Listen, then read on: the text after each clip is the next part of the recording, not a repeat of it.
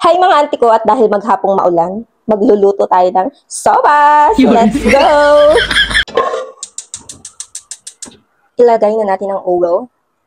Ilagay na natin ang botsa. Sibuyas na laging nagpapaiyak sa atin. Next, chicken joy. Macarena. Next ay hot water. Ay! May bayo.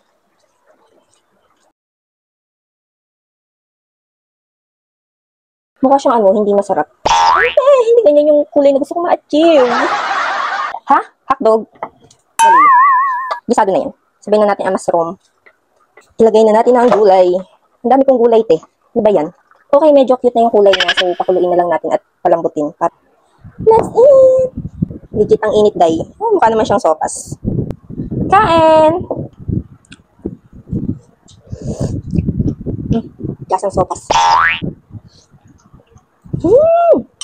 Say ah.